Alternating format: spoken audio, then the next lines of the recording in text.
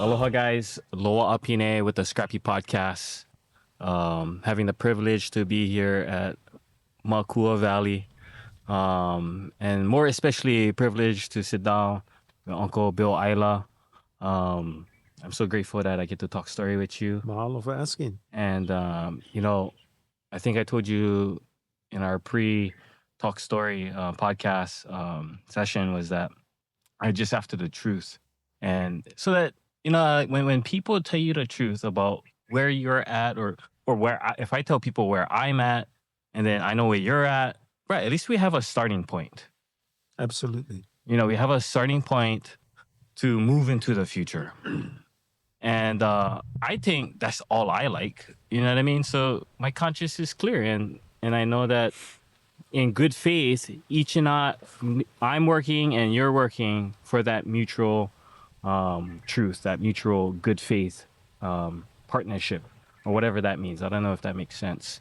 What you're seeking is the ability to move forward on the points that you agree on. Yeah, it's because different people might have different truths based upon what they know at this time, and their truths can change, right?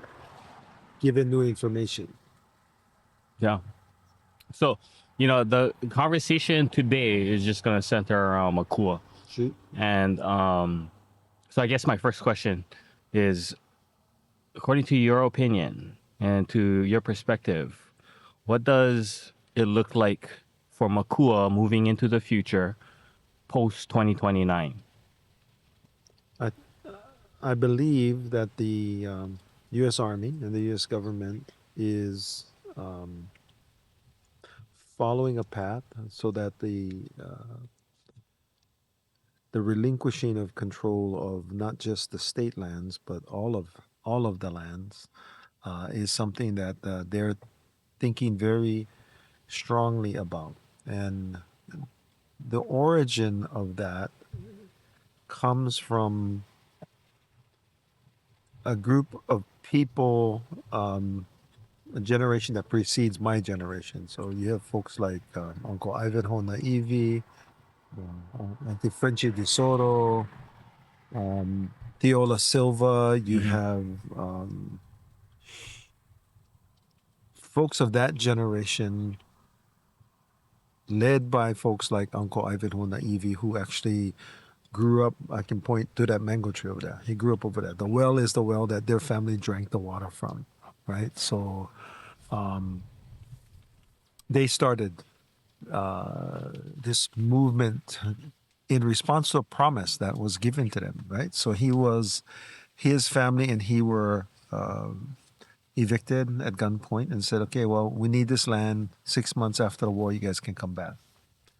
The war ended, 1947, I think, maybe 46, 47, and the promise was broken. So his generation really started trying to hold the army accountable for that promise. And how long ago was that? That was in I want to say the war ended in 46, 45, 46. So ever since that time, right, he's going, hey, you guys, you told me I can come home, and how come? The gate's still locked and I cannot come home. Yeah. So,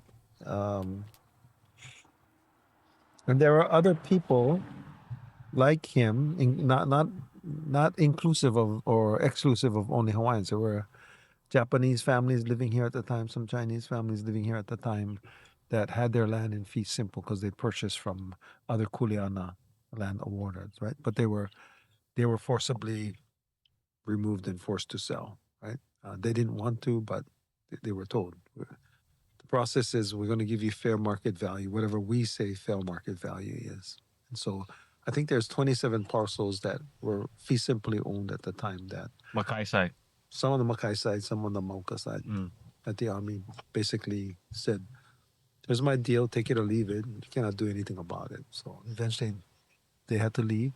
Many of them, some of them stayed. I think there are 3 families that actually stayed, and they were eventually evicted at gunpoint. All of their stuff was taken, put on the ground, either in Ohikilolo or Kea'au. The Neal family that you see living at Kea'au, that been living there for 50, 60 years. That they're relatives of folks who were removed from this valley, not by choice. So Uncle Ivanhoe is primarily the reason that I got involved. When I call him Uncle Ivanhoe, it's because he's like Calabash to us. My my great grandmother raised his wife, Japanese wife, yeah, Auntie Caroline. In fact, they both buried right Oh, over where'd it there. go? Yeah, yeah. So Auntie Caroline, born in a Japanese family, orphaned really early in her life. Was originally hanai'd by another Hawaiian lady who was close to my grandma, my great grandma actually. And when that lady passed, about age 12, Auntie Caroline came to live with our family. And then when she became of age, she met Uncle Ivanhoe. They got married. Um, Never had children, but he became part of our ohana. He's a cowboy. My dad liked being cowboy, so they hung out a lot together. We would see him every year. We'd see him all the time. So when I call him uncle, he's an uncle. Yeah. People would say, "Well, you're not related Coco," but you don't need to be Coco.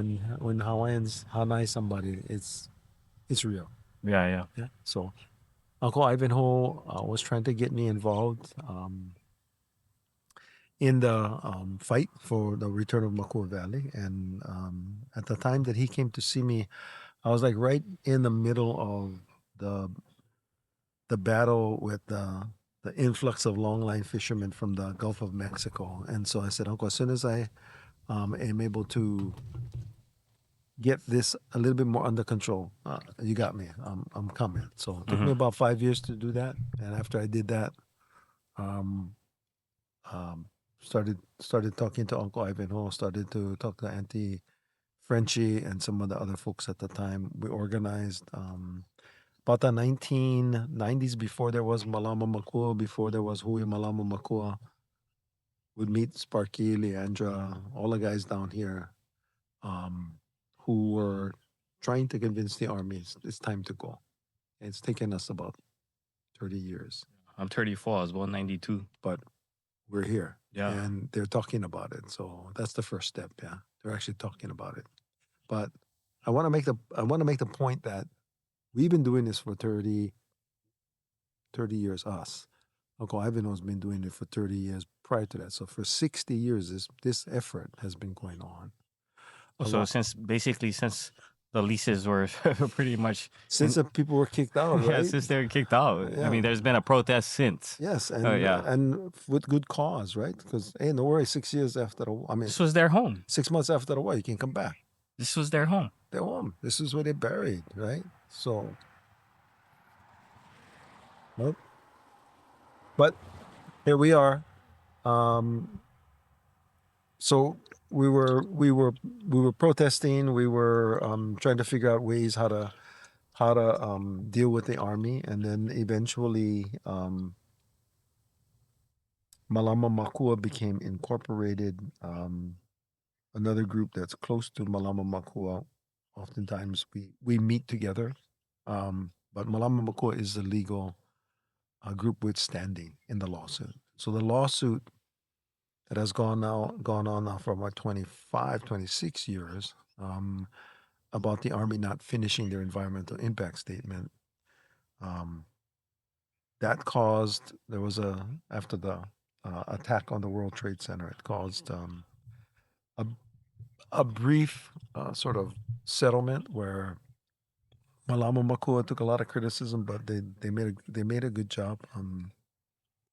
Or they made a good decision to settle it because it allowed for a limited number of training but the Army needed to finish the EIS, and till today the EIS has never been finished, right? So after the limited number of training, after that they couldn't train. So it's been 20 plus years where the valley has been silent, other than a few helicopters flying over. And So the EIS would prove that they've hurt the ʻāina. the EIS, the purpose of the EIS is for them to disclose all of the positive or negative impacts that the activity would cause. So they were never able to finish it, and it's been silent for so long that they've proven to themselves that they don't need it. But we can demand them to finish the EIS. No, if they don't want to do it, as they're saying, we're not going to go back to training, so there's no requirement. So for can them to we do the can EIS. can we do a EIS to hold them accountable to what the impact was, whether positive or negative? Well, we can't hold them to make them do the EIS, because legally they're not doing anything anymore. What Got it. we can do is, whoever the successor is, make sure that the appropriate studies are done to identify any damages, whether it's been to cultural sites, whether it's been to the Yeah. soil, whether it's been to the groundwater, and that I fully see the group that will replace the Army with the jurisdiction here. I fully see them attempting to do those things, and it should be us, because Yeah. it's our kuleana, right? Right. To heal that, like For you said. sure. Yeah. Yeah. I mean, and the Army, if you ask them to do it, they're going to do it to minimum standards. And our minimum standards is kupuna standards, and that's not half-ass, right? Right. Yeah. Right. 'Cause- So that's where we are today. The Army is discussing giving it up, and we're saying, if you give it up, you got to give us a sum of money that we can utilize to maintain and clean up the valley. Some people feel that the Army should clean it up. I'm of the opinion that we hire expertise to clean it up to our standards, not Yeah. to their standards. Contractors.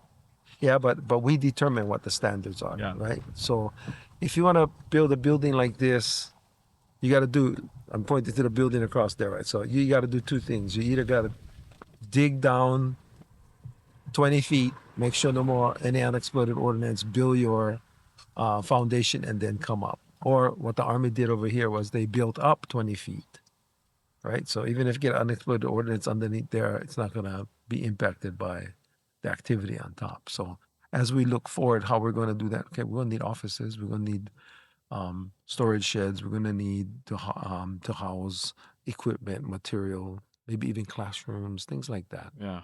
So, but going back to, okay, this is where we're at today.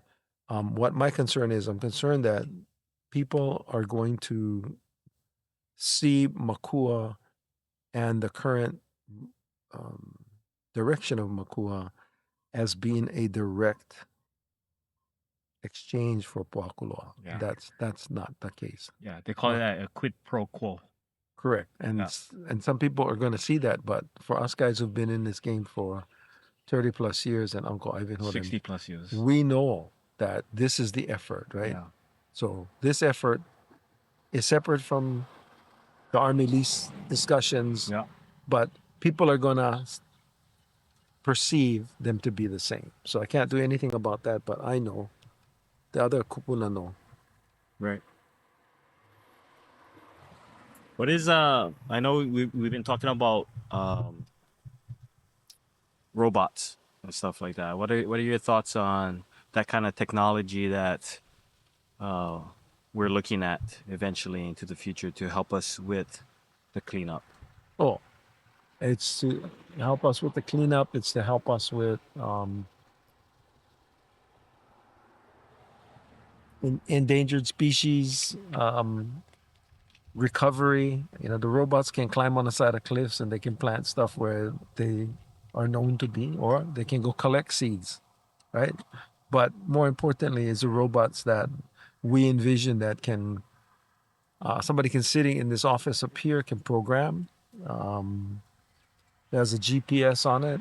It's programmed to do grid search, right, which automatically goes into a map, and you send it out to do its grid search in an 8-hour shift because that's how human beings work, right? And then it identifies potential unexploded ordnance, but it has the ability to actually go a little bit further. And if it's got to scratch around it, scratch around it. It's got to go to the back of the um, unexploded ordnance and find out if the fuse has been activated or not. It has cameras that somebody in the office with some Ike about the munitions can make a decision about, okay, that one can be moved. So computer pick it up, robot pick it up, and take it to this spot, right, away from any potential cultural sites, right? Um, if it cannot, then there are certain ways to treat um, unexploded ordnance. You can like drill a hole on the side and put chemicals inside so that it eats up all the explosives. So there are many ways to deal with that if we can't be moved. Identifying and then doing these grids and then sending maybe 10 robots out to get 10 times the work done, and we can deal with all the surface stuff. Then we can look at what areas we want to do subsurface, where people are going to walk, where people are going to be building something. So that I see as a 50-year plan, not like Kawalawe where they had a 5-year plan, and a lot of the money was, in my opinion, not used efficiently. But it also gives us the freedom to change the plan as we find something in here. We have 50-year plans. So okay, we thought we was going to do this in year 2. We're going to put that back to year 5 because now this priority came up in this area. So it provides us with a flexible plan, right? And as we develop these robots with these skills, um, it's WWII Ike, right? WWII information Makua Ike that we Yeah. develop, that we patent, that we keep, and then we're able to build robots that other people can use, or we can rent our robots out to other people, right? To help them, because Makua is not the only place that there's unexploded ordnance, and Hawaii is not the only place where there's unexploded ordnance, right? I Yeah, and then go check send them go check the wall, make sure no more ordnance against the wall. Then we can go fix the wall. Yeah, or we can go fix the Site 4542, the small agricultural hail at the base of Lower Koiahi over there. We can go repair that, right? Once we get the robot to go check it out. And they got technologies now that you can put LiDAR on top of the robot and send these signals down, and you can actually see, so many feet in the ground. So you can actually look for subsurface things. And that's the kind of stuff that we're going to innovate. And the folks in WNI that we will hire for this 50 plus year project, that's the kind of stuff we're going to expect them to be creative, right? To the more Ike we get, the more Ike we want to develop, and the more successful we can be, not only in Makua but elsewhere. And then, you know, um, techniques to do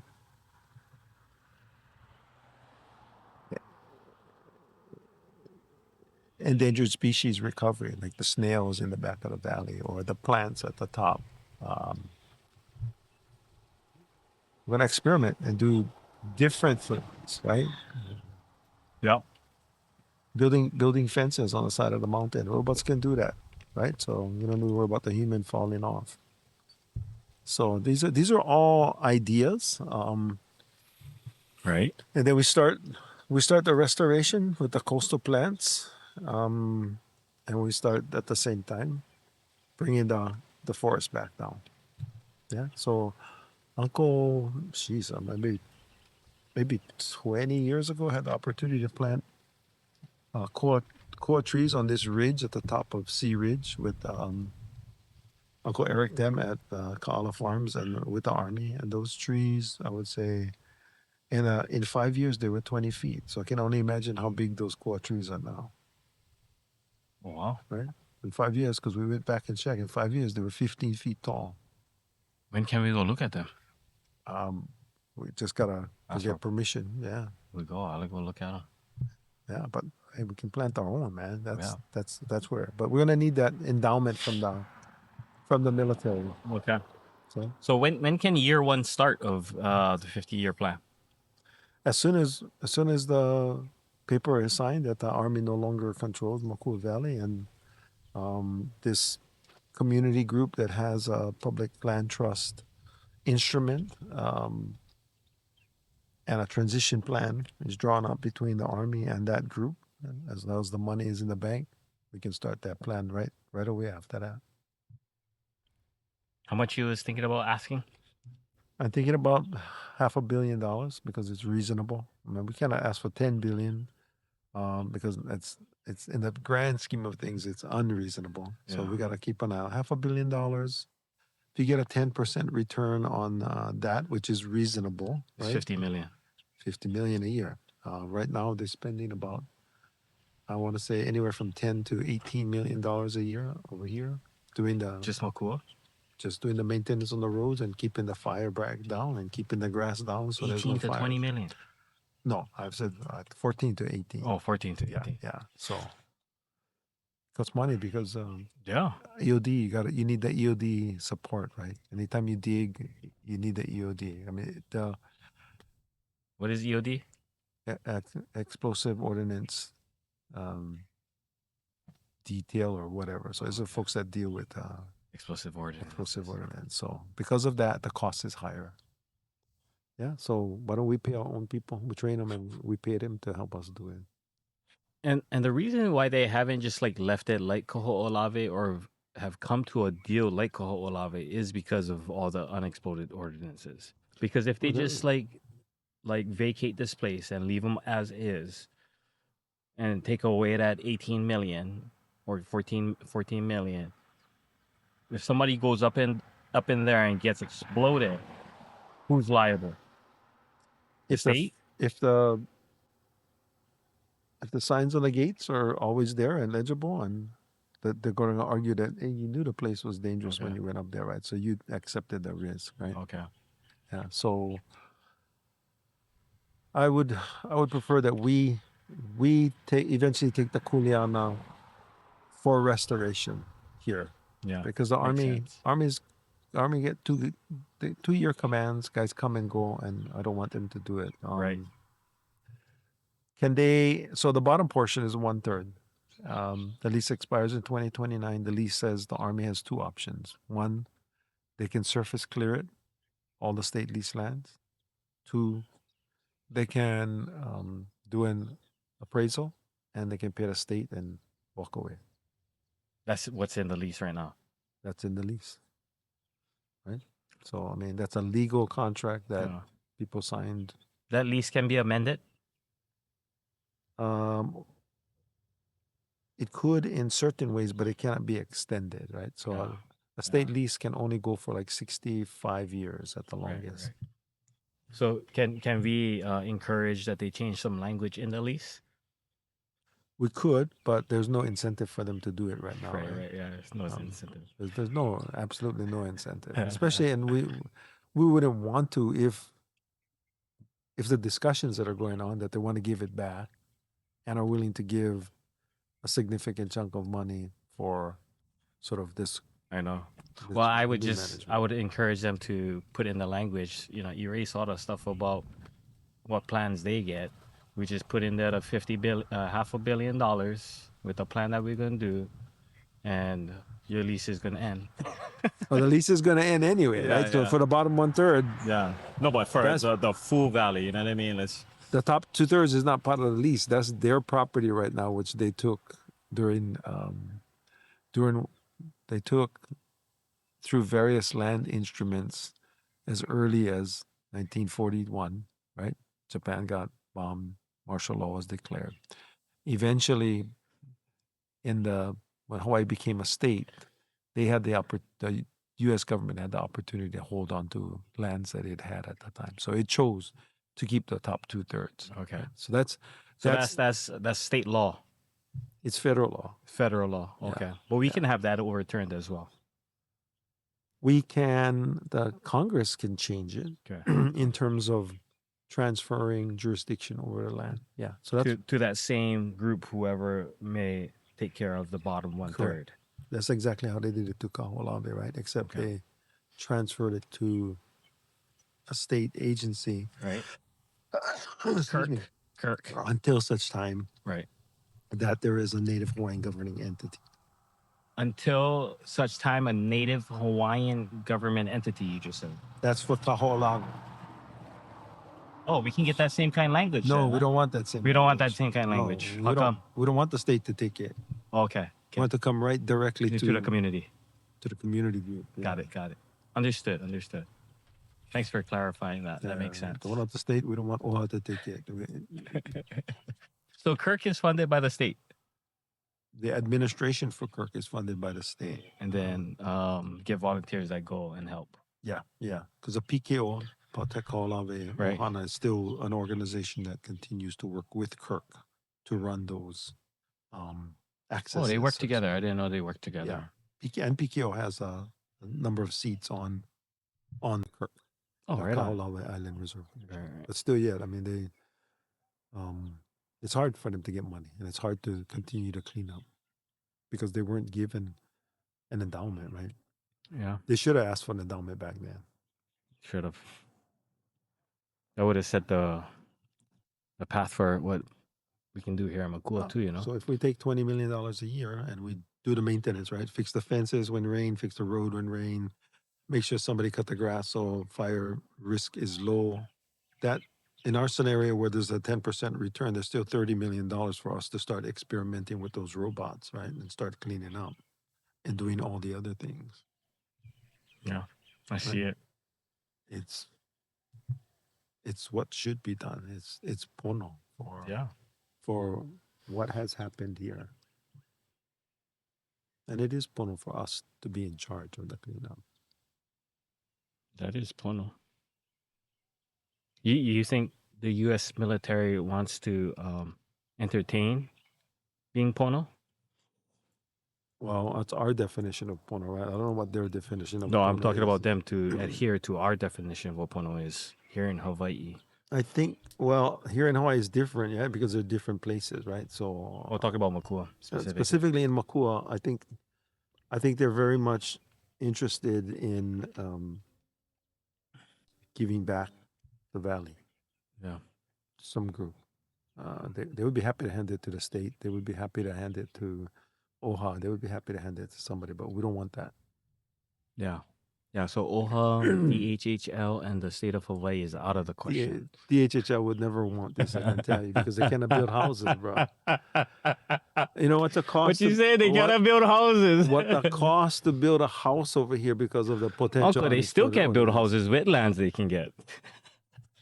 Well, that's because they don't have money. I mean, that's a different podcast, right? So Yeah, that's a different podcast. yeah. So I mean, DHHL they gotta put in infrastructure, bro. Because I sat in that seat. So $100,000 per lot. $2 million. You're not gonna build too many houses, right? Yeah. But that's a function of the federal government and the state government not fulfilling their trust duties. Yeah. We're gonna have another conversation on that. one. Yeah, we definitely can. 100%. You know, lately for me, I wouldn't call it a bug, but like, what is it? Like if I watched a movie once, and then you know the movie portrayed like this string attached to you, and that your destiny is slowly pulling you towards that destiny. You know, Something, yeah. something is pulling you towards that, and lately that's kind of been me, man. Here at Makua, it's just like getting these tugs every day. You know, it's like. And she's tugging a lot more people. Yeah, that's what Right. I'm saying. And so I'm like, for me, I'm just grateful I live in Lolole and 1, 2, 3 Ahupua'a is over. Right. And I can just pop up, hang out, talk story. Yesterday I came pray. Just spend 1 hour, 2 hours and just being here, That's why people they go, why you like takes his land back with bombs? But it's a perfect opportunity. Perfect opportunity to make something that's heva pono. Yeah. That's why. When people ask me, why you like do that, bro? Because we're gonna make what's heva pono. Yeah, it's an opportunity. And that's a great thing you bring that up is like helping people not to think that way. Oh, why? Oh, no can. What? Yeah, Yeah. can, you know? Um, Would be harder if we never have any money, right? Because then it might take 300 years because we got to go fundraise. But, you know, kuleana is kuleana. yeah, Kuleana is Kuleana. Um, what's your thoughts on Americanization in Hawaii? And as it stands, the Americanization brought along denationalization. What's your thoughts on what I just said? Like, But that's an interesting way that you pose that question because take King King Kamehameha II, King Kamehameha III, King Kamehameha IV, King Kamehameha V. I mean, they were all exposed to foreign ideas, right? yeah, So some of them were American ideas, some of them were right. British ideas, some of them were French, some of them. So we've been on that path um, simply because we're this wonderful stop for ships in the middle of the Pacific. So from a worldwide perspective, it's a beautiful place to stop Yeah. and spend the winter. So if your guys are chasing whales, they can come down when it's too cold and too rough to hunt whales up there and then hang out here and then go back up, right? So Mm.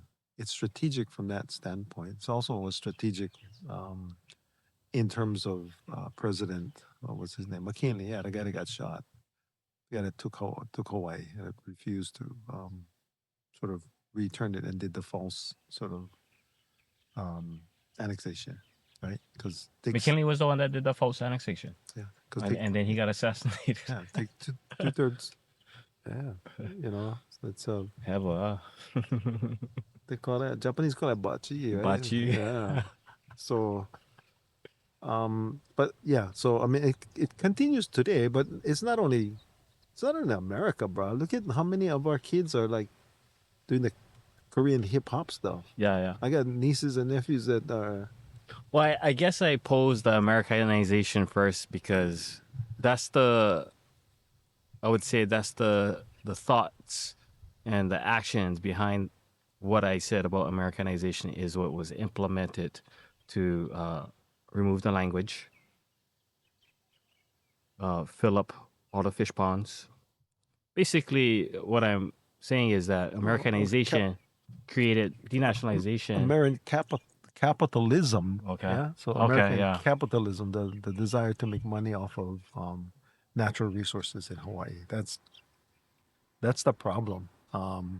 And it could have been the British, it could have been the French, Okay. because you go down to Tahiti and they got the same problems because the French and their concept of values, right? Okay. Capitalism, right? That Capitalism. that the resources are meant for you to turn into cash Yeah. so that you can invest and make more cash. So Got it. very different from indigenous Hawaiian perspective where the resources are us and we need to take care of them because they take care of us. And so there's no desire to like cut all the trees down and sell all the wood and you know put it in my bank account and then go invest that money in other things or in other Right. ways to convert natural resources to Okay. that. So Okay. so it's really a foreign. It could be French, it could be Dutch, it Yeah. could be any of those Yeah. guys because they did it all over the world. That colonization process that you're talking about was done by Okay. many of the European guys because they were able to So convince, denationalization by capitalism. yeah, decapitalism or modified capitalism that honors natural resources, right? Yeah.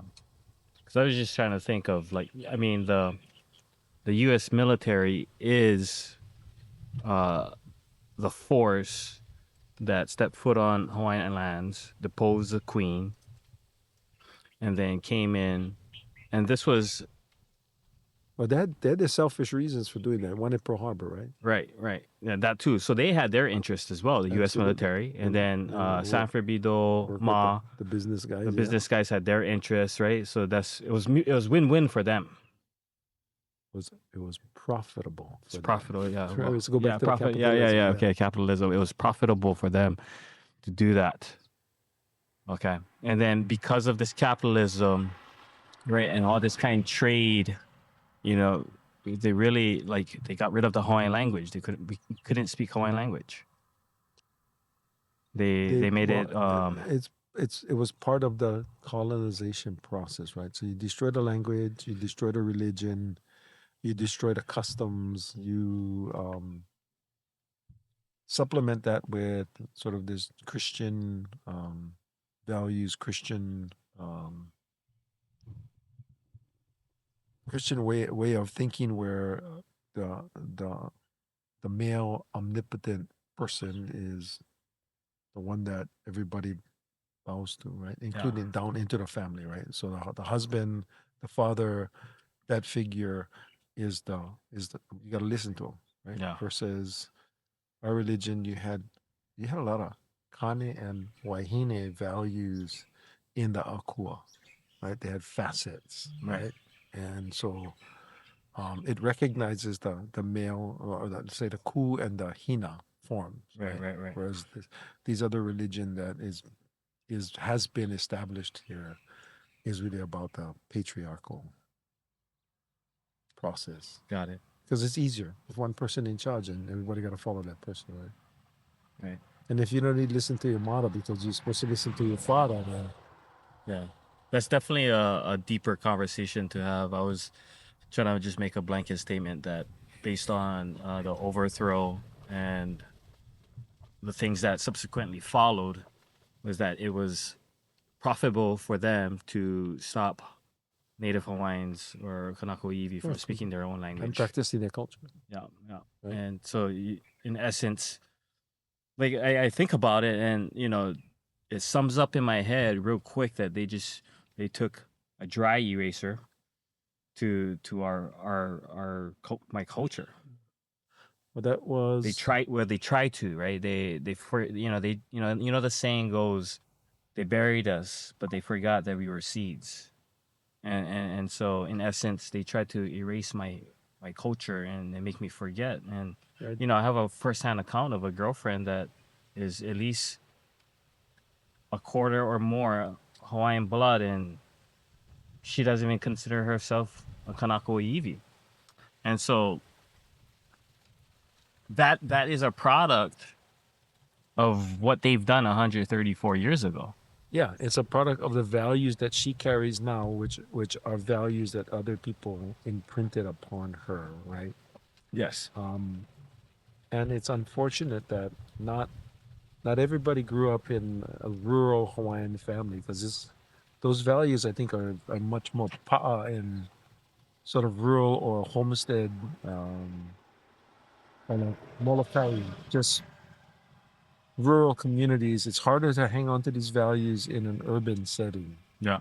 But they tried. It's not working, because it's starting to, those seeds are starting to pop up, and they're starting to grow, and they're starting to bear fruit right now. So that's a good thing. And all of these colonizing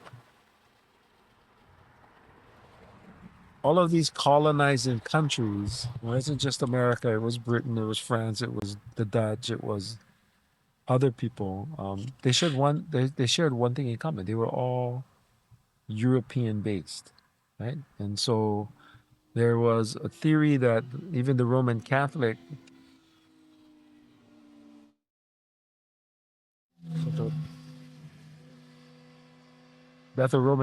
Church sort of promoted that, God gave Caucasians a larger cranium because they had more brains. And that justified going around the world, in Africa and in Asia, and colonizing So they think they just these bigger brains than us. They had a bigger. So if you do the skull in proportion, right? So the cranium is up here at the top, and up until they entered the Pacific, um, that theory was sort of borne out by measuring skulls. So the Asian skulls, the African skulls, other indigenous people's skulls. That ratio to the compared to the European. European, right? Or European was always smaller. So that God must have made that happen for a reason, right? God, Our brains are smaller compared to theirs. Their brains are smaller compared to ours. their their craniums were larger, which meant that they had more brains. So God must have did that for a reason, Okay. and that's the justification for going out and colonizing the world. Okay, but when they came into the Pacific, came into Hawaii in particular, and they found that oops, Polynesians have a larger cranium to the rest of the skull ratio. So this theory of God gave us this, right? These bigger cranium parts that have bigger brains. Well, what happened now? We found an exception. So part of the reaction to that was, okay, well, let's go out and get some skulls to study, man. Something is wrong with this, right? And so I love this stuff. that's why you ended up with skulls and skeletons in all the museums in Europe and at Harvard and at all these other places of supposedly higher learning, right? Because now their theory was shot. So what you're saying is, I can debate people whether my head is bigger than their head. Well, your ratio of My cranium. cranium to the rest of the skull, right? So that was the reason that a lot of Hawaiian kupuna were dug out of the ground and sold to museums. That's why they were kept captive for the longest time. Uncle, in another life, that was one of the things that I participated in, and got training and brought kupuna home and reburied them and sent them on their journey back to Po. And so, so we get bigger craniums, but I don't know if God gave us bigger craniums. Maybe. Yeah, we don't know. Yeah, maybe we're gonna We can research. maybe we're gonna lead the world one day. With our robots over here in Makua. Yeah, we're going because our bigger craniums now we can figure out better things to do with these robots and better things. So maybe That's I don't know. funny you bring that up. Is Hawaii can lead the way in cleanup? I mean, get so much war zones that need to be cleaned up. Absolutely. That's why I'm so optimistic about Makua. We're gonna lead the way. Right? We're gonna develop the techniques that's gonna help Help the other world. people in parts of the world. Wow, Yeah. that gets me excited. I'm excited. I'm not gonna see them because Well, you can seal. I might see the start or I might see the plans or help with the plans Where for you that. think you're going when you're dying, bro? You're gonna be my kupuna. I'm gonna call on you. Hey, hold my. Whew. The number of years left on my calendar is getting shorter and shorter, bro. So No worries. I'm gonna call on you, Uncle Will. Hey, come lead me, dog. yeah. That's awesome. Yeah, so it all comes full circle. I mean, Hawaiians have been mistreated. Our kupuna dug out of the ground and mistreated because of this stupid theory. There was also another theory that resulted in kupuna being dug up and taken to the mainlands because there was this group of people that thought that, based on the lumps on your skull, they could scientifically tell what your personality was like. So there was a call for Hawaiian skulls, and eventually, I mean, skulls from Aotearoa, Samoa, Tahiti, all of these places, right? Because the cranium ratio was higher there too.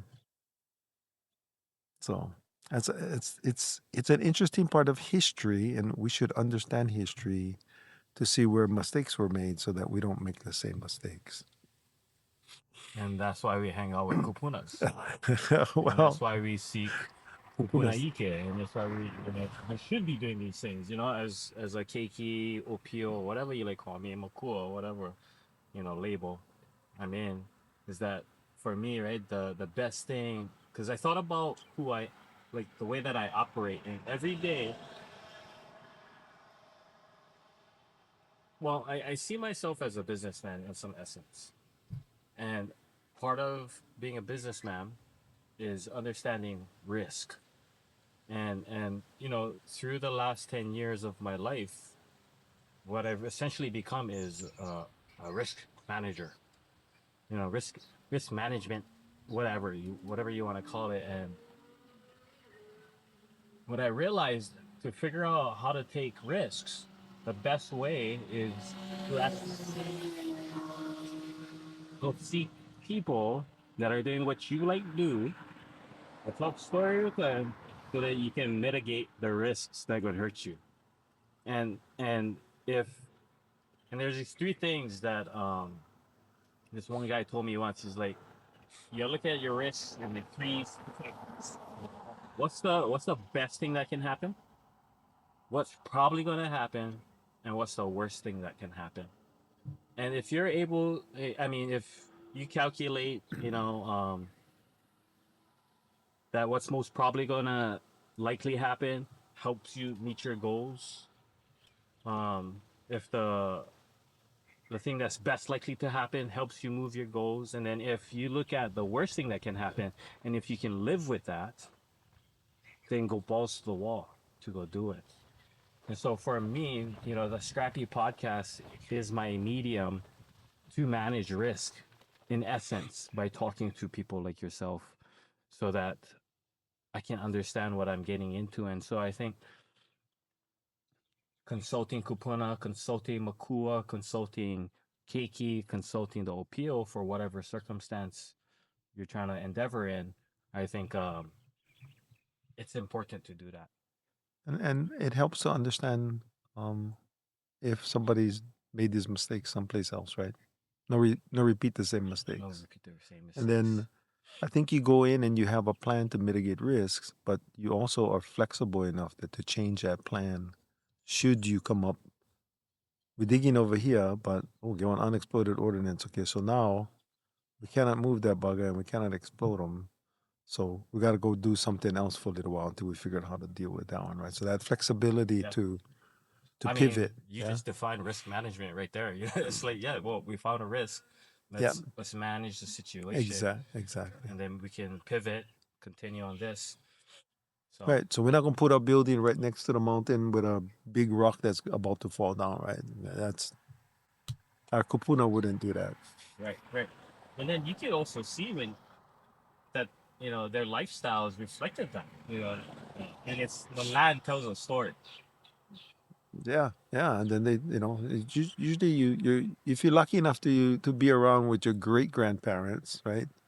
They seen what a river run and what a high water mark is, right? So yeah, they're building the houses above that mark, right? Yeah. So why is my house this high and not? Why I got to carry water a little bit farther? It's because every once in a while, the ua going to fall from the sky, and that river going to fill up. And this is where my grandfather, father, or great grandfather, father, um, great grandfather, grandfather, father.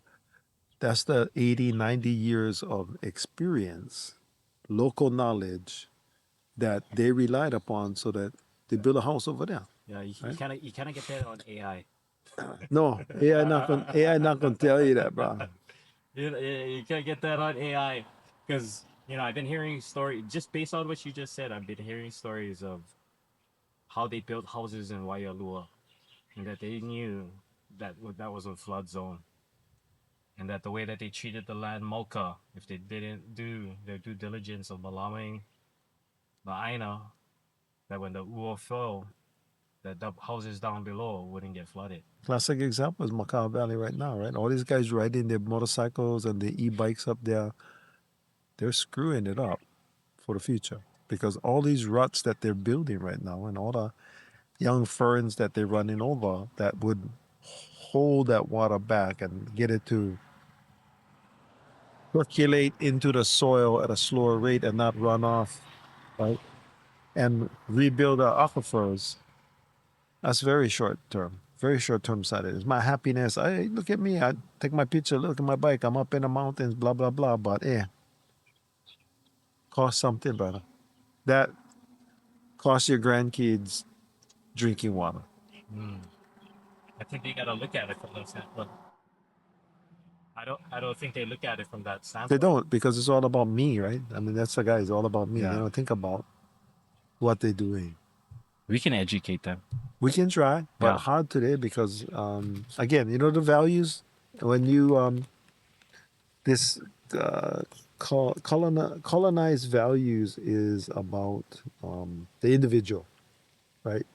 What's that guy they taught us about in school? Horatio Alger, right? He said, "Be the self-made millionaire." Blah blah blah. Run over who you gotta do to do it, bro, and become the millionaire. Well, You said that's more of a colonizer attitude rather than Absolutely. an American attitude.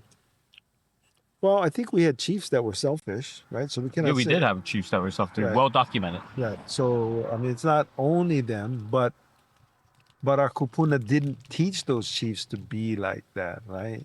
Whereas in American culture, European culture, they're teaching people to be like that. There's a difference. Yes. So do you think it's possible to return to those kinds of teachings and for it to become widespread again? Yes, but it's going to take a lot of effort, right? Was the effort worth fighting for? Yes. Right, Yes. I because- mean, if we want to save the planet, Some people don't like save the planet. starting in Hawaii, right? Yeah, Our starting part of in the Hawaii. planet, Yeah, right? yeah. We're gonna have to do that. We got to think about the consequences, right? We got to get off oil, right? So I just wrote a I know. op-ed for Civil Beat, right? So a lot of people don't like the liquid petroleum, but When that op-ed can get released, was just published. What is today? Today. can you send it to me? Can I? I don't even know how to do that, bro. I sent them the article and said, if you guys like run them. But my point was, as we get to green energy, we still need something in between, right? And oil is much dirtier than liquid petroleum. So why not do that for partial of our energy, right? Because we don't have enough solar, we don't have enough wind, we don't have enough production of, We get trashed though. well, they're burning them now, right? So Stop landfills. they burn them, but they cannot burn everything, right? So the ash at the landfill got to go some. I mean, the ash at the H-Power got to go someplace, unless you can make it into something. And so far, nobody's figured that out, right? What, that cannot be like turned into biochar? No, because it's full of arsenic and Okay. a lot of other things that are not necessarily good. Can you feed that into a nuclear plant? I think a nuclear plant could probably burn it, but how much energy is it going to cost to burn it, right? So right now, stick them in a cell, hole, yeah. in a hole, and then when we figure out a way to deal with it, then you can go back and dig them out, right? Because the GPS spot, it's in lining. Hopefully the lining will break, and Wamanalo gauge is in lining. Pamanala has lining. Yeah, PVT get lining. Oh, I thought they said rumors said never have lining. No, PVT get lining. They by not NEPA, but by Who would be able to confirm that? You can just go over there and ask the guys. You like see them. Oh, okay. Yeah, that would be a good podcast. Yeah, that would be a cherry podcast. Yeah, go contact the guys and go. Hey, I hear you guys in the lining. I like to Go see. I like to help you tell the truth, right? Hikino. Right? Because they're going back and they're digging up cells that they are recycling now. So all the wood that they buried 20 years ago and stuff, they're digging them up now. And the metal that they buried, they know what's there. They're digging them up recycling and now, all that they're kind of stuff. recycling. Yeah, get money in it. That's why. Yeah, I get money. Right? Yeah. Because copper wire and stuff. That's why people steal them. Get money in it. Yeah. Yeah. So I mean, I don't know. We might find a couple way up here that they buried someplace that they never tell anybody, right? Cool. Okay, I get one last question for you. Shoot. What's your thoughts on the new proposed or thought about location for landfill next to Wamanalo Gulch? What's You your know, thoughts on that? I think that even though technically it's not part of the Waianae Moku, it's close enough, right? It's like Wamana Gulch is right outside the Waianae Moku. Makaiva Gulch is right next to Wamanalo Gulch. So it's close enough that it's gonna impact us. You and I, when we come home, The traffic. and we get stuck in traffic, gonna get a heck of a lot more traffic because people will be going there, right? It would be nice for another part of the island to bear some of the kuleana for dealing with Yeah. trash. I had one proposed site. I was thinking maybe somewhere on Dole Cannery land. You know what I mean? That's in the middle of Honolulu. I mean that's mid island, you know what I mean? I'm gonna let you in on a little secret, bro. Okay. Back in the 60s, 70s, maybe in the 80s, before they were considering where to put future landfills, the Department of Health did this study, Yeah. and they came up with it's called the UC line, but basically it's a no pass line. So you can look them up on the map, the Department of Health's map, and wherever above that line, the UC line, you cannot have any landfills because it's impacting the aquifer. Mm. But it's amazing that the UC line for Makua, the thing go up the side of the mountain, all the way around in the back, and then come all the way down on the side of the mountain. So same hydrology. So but they're in bomb though. So even based by their own rules that they made, they're not following them. Well, they're in bomb, and the military is exempt from that UC line, right? Oh. My point being that arbitrarily, they would draw this line to allow for landfills in Makua. And they would draw that line at Makaiva Gulch and Waimanalo Gulch. So what you're saying is the ones that are drawing the lines or getting influenced to draw those lines, Did it arbitrarily. and no real substance or facts on why they did that. Oh, I'm sure they backed it up with whatever facts they thought was at the time, but it still looks arbitrary to me, right? When there's an aquifer in Makua, right? There's fresh water because it's the same hydrology as Makaha Valley. Rain falls, penetrates the ground, goes down, get groundwater, right? So Makaiva Gulch, get groundwater over there. Have you ever drank the water from Makua? Have I ever drank the water? I drank the water from the streams. Oh, okay. Yeah, but not the wells. That's one of the first things that I would like tested once we get jurisdiction back. Okay, that well by that mango tree historically had the reputation of having the best tasting water, right? So that's our control. Right. We know people enjoyed that water. So we go dig that well back up again, get the water, and we start test some. Then we see what kind of differences get. That's part of me, but I would like to see and propose as part of projects Right. that follow on, right? If the well is good, it's good to know. If it's not good, that's good to know, right? Just like when they did the offshore unexploded ordnance sort of pilot project, right? So we wanted to know if the fish was contaminated or not, right? So we digged into the methodology, and we made sure that the methodology was one where they couldn't homogenize the pieces. So take fish from all over, the homogenize, and then test them all one time. We wanted individual areas, plot sites to be tested, right? Because we know if one fish over here is bad, but the fish over there might be good, what's going on over here? Yeah, Right? yeah. So we did that. Control.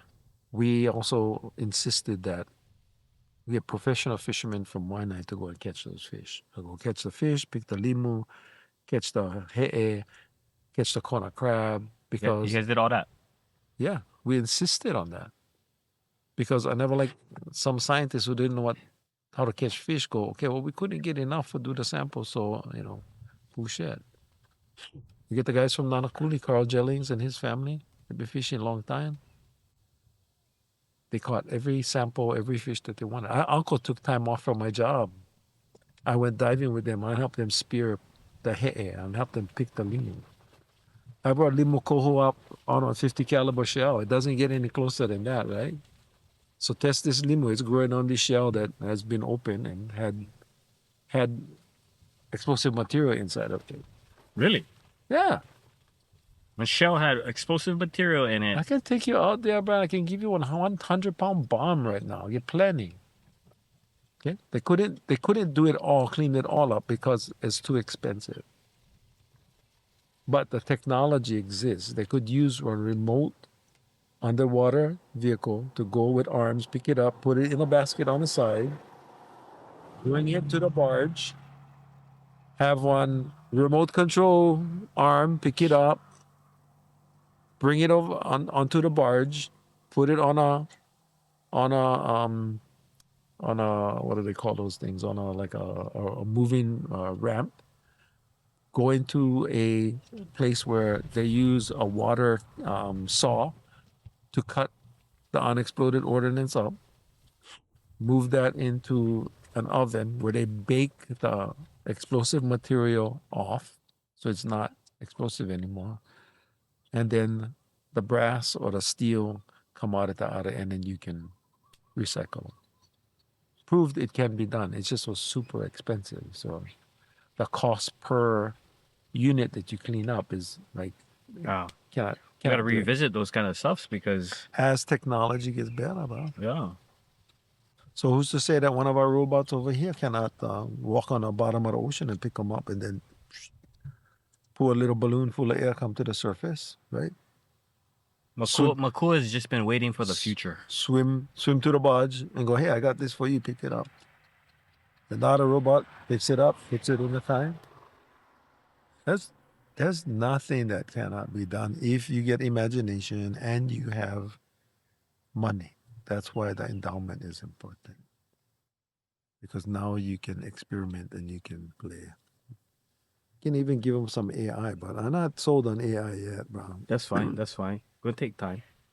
Well, A lot of people wasn't sold on the iPhone, but everybody get one iPhone now. my phone is telling me AI is not guaranteed, so don't rely on it. Yeah, I wouldn't. For any For certain things, right? for anyone that has a cranium, or uses the cranium. Exactly, but which AI is fitting into which cranium, Yeah, right? yeah, So yeah. You can get AI from this HI, there you go. There you go. But we're talking about Makua. So Makua, I think the future potentially is bright. We just got to get the document signed and we got to get the money in the bank, and then let's go. Yeah, that can happen as early as yesterday. I think it can happen. It'll probably take 2 congressional cycles, right? Because they got to appropriate the money, right? Yeah, 2 congressional cycles, so that's 4 years. 4 years. Oh, 2031. Possibly. And the legal papers can be signed faster. Well, like MOUs or like. Well, the legal papers, like Congress has. So Kaholavi came back through a congressional act. The president signed an executive proclamation, like this president signed them, like they're running out of water, right? But Congress had to follow up with a law that actually. Okay. So we're gonna have to go through the same thing. Right on. But it's been done before. Yeah. So it's nothing to be afraid of. You can do it. Yeah, yeah. Right on. Right on, Uncle. I appreciate your time. Thank you so much. People concerned about people who have never worked with numbers like that, 50 million. It's just like you having $500. It's just got a couple more zeros behind. But Yeah, it's no different. So I've worked with $100 million budgets. It's not that hard. So I say, when people go, wow, that's a lot of responsibility, or that's a lot of, brother, you just be pono, right? You go talk to experts, right? and you talk to kupuna. You get kupuna experts, better yet, and then you move forward with what the decision is after pule. Can't go wrong. Yeah, I agree. So that's how we're gonna move forward over here. Yes. I ready. I'm Good. starting already. Good. You know, Yeah. trying to I think my kuleana in the meantime is bring a lot of awareness. It's information. Information is yeah. power. Yeah. And then Misinformation is also power. that misinformation is also power as well. It's a bad thing when people purposefully misinform. Yeah. I still call out the ones that unpurposely misinform. Because you got to correct them either way. Any kind of misinformation, you got to be able to correct. Yeah, absolutely. Yeah. Otherwise, cannot be pono, right? Yeah. Cannot be pono. Right on, Uncle. Mahalo for your time. Thank you so much. Thank you, Loa. Aloha.